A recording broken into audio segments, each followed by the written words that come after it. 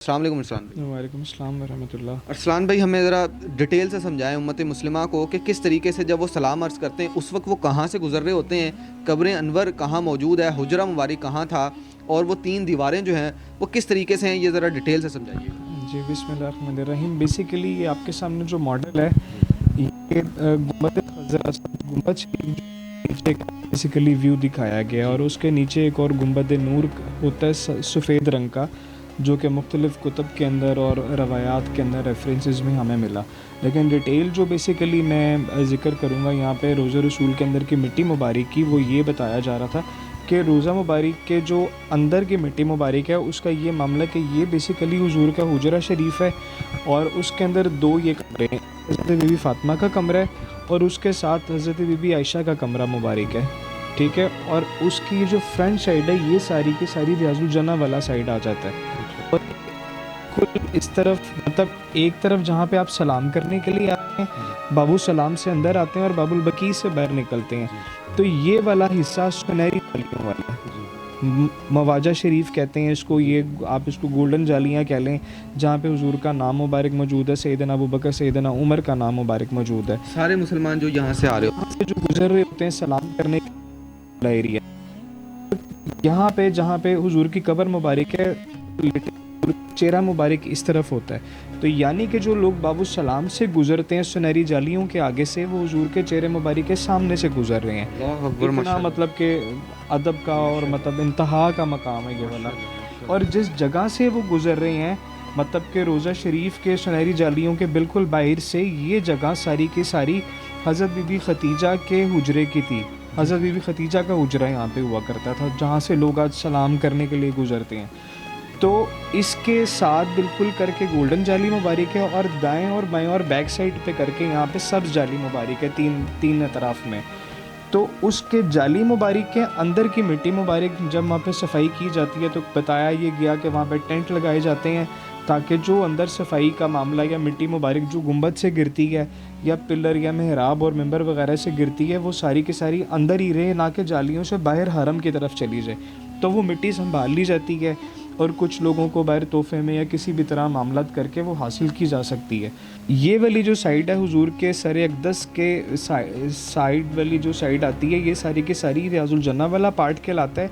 और इससे जब आप दाएं तरफ आते हैं तो हज़रत बीबी फ़ातिमा के हुजरे के बाहर वाला जो पार्ट है, ये सारा बाहर को करके जब आप देखें तो यहाँ पे आपको असहाबे सूफ़ा का चबूतरा मिलता है। और यहाँ से जब आप कदमैन वाली साइड पे आएंगे तो यहाँ पे आपको बीबी फ़ातिमा के हुजरे पे बीबी फ़ातिमा का हुजरा और उसका कमरा मुबारक का जो दरवाज़ा है जिसको बाब फ़ातिमा कहा जाता है कि हज़रत बीबी फ़ातिमा के हुजरे का रास्ता जो है वहाँ पे अंदर जाने का रास्ता, और वहाँ के बीच में एक दीवार बनाई गई है और दीवार से फिर इस तरफ आके बिल्कुल तीन दीवारें जिनको मशहूर है ज़माने में कि तीन दीवारों शीशा पिलाई हुई दीवार मौजूद है और उसके अंदर हुजूर की मतलब सीढ़ियाँ उतर के कुछ 11 या 15 के करीब सीढ़ियाँ उतरने के बाद कब्र अनवर मौजूद है। साथ दो सहाबा किराम हज़रत अबू बकर सैयदना उमर की कब्र अनवर मौजूद है वहाँ पे।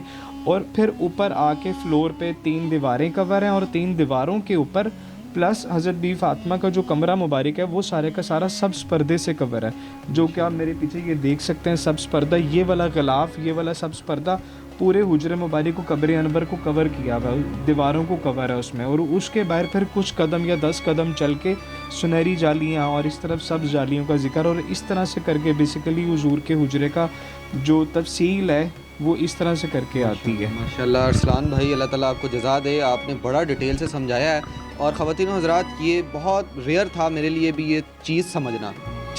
तस्वीर आपने भी सोशल मीडिया पे देखी होंगी, लेकिन जिस तरीके से अरसलान भाई ने ये तमाम मामला समझा दिए कि जब आप रोज़ा रसूल सल्लल्लाहु अलैहि वसल्लम के अंदर दाखिल होकर सलाम अर्ज़ कर रहे होते हैं तो वो ये साइड होती है, आप यहाँ से गुजर रहे होते हैं और आप सल्लल्लाहु अलैहि वसल्लम का चेहरा मुबारक हर मुसलमान की जानिब होता है। तो इसलिए कहा जाता है कि अदब से आहिस्ता आवाज़ में सलाम अर्ज़ करें। और बस लास्टली अरसलान भाई, जो कब्र अनवर मौजूद है ये भी आपने बड़ा प्यार से हमें समझाया था कि रसूलुल्लाह सल्लल्लाहु अलैहि वसल्लम की कब्र मुबारक के साथ किन की है और उनके साथ किन की, और ये तरतीब ऐसे कैसे है उसका ये सिलसिला बताया कि आप मॉडल में देख सकते हैं कि 3 कब्रों का उन्होंने शबीह बनाई है। और 3 कब्रों का सिलसिला हकीकत में इस तरह से है कि सबसे ऊपर को करके हुजूर सल्लल्लाहु अलैहि वसल्लम की कब्र अनवर है और नबी पाक अलैहिस्सलाम की कब्र अनवर से थोड़ा नीचे करके सैयदना अबू बकर की कब्र अनवर है, और थोड़ा सा नीचे करके सैयदना उमर की कब्र अनवर मौजूद है। और इसमें थोड़ा सा फासला रखने का मकसद ये था कि अदब कायम रहे। तो बनाने वालों ने, एक मामलत करने वालों ने, सहाबा कराम ने अदब को यहाँ पे भी मद्देनज़र रखा कि हुजूर के बराबर कब्र भी नहीं हो सकती किसी सहाबी की। यहाँ तक कि सैयदना उमर ने भी अदब की वजह से कब्र अनवर को नीचे रखने की मतलब के तलकीन की थी। तो इसी तरह मिंबर और मेहराब, जब मिंबर के ऊपर खुतबा फरमाते थे हुजूर, तो जिस जगह पे हुजूर बैठ के खुतबा फरमाते थे उससे कदम नीचे उतर के एक स्टेप नीचे सीढ़ी पे बैठ के सैयदना अबू बकर देते थे, और जिस जगह पे सैयदना अबू बकर बैठते थे उससे नीचे उतर के सैयदना उमर देते थे खुतबा। तो उस मामलात में भी, उन मामलात में सहाबा कराम का हुजूर के साथ ताल्लुक़ और अदब, और एक स्टेप पीछे रहना, एक कदम पीछे रहना हुजूर की बात से, हुजूर के कदम मुबारक से, हुजूर की जगह से, हुजूर की कब्र अनवर से भी, ये सहाबियों का तरीका रहा है। तो अल्हम्दुलिल्लाह दीन ही सारा हुजूर के अदब और एहतराम और इश्क के ऊपर। अल्लाह ताला हमारा अदब सलामत रखे और अल्लाह ताला नक्शे कदम पे चलने की तौफीक दे हमें हुजूर की। आमीन। अरसलान भाई की आपकी बातों से कसम से हाथ कांप रहे हैं और रोंगटे खड़े हो गए हैं यार। ये यकीन करें, मैं बड़ा गुनाहगार हूं। जिस तरीके से अरसलान भाई आंसू आ रहे हैं आंखों में, आपने तफसील से इतनी खूबसूरत बातें की हैं। आप लोग इस हवाले से मज़ीद अपनी क्या राय रखते हैं, हमें कमेंट सेक्शन में लाजमी बताइए।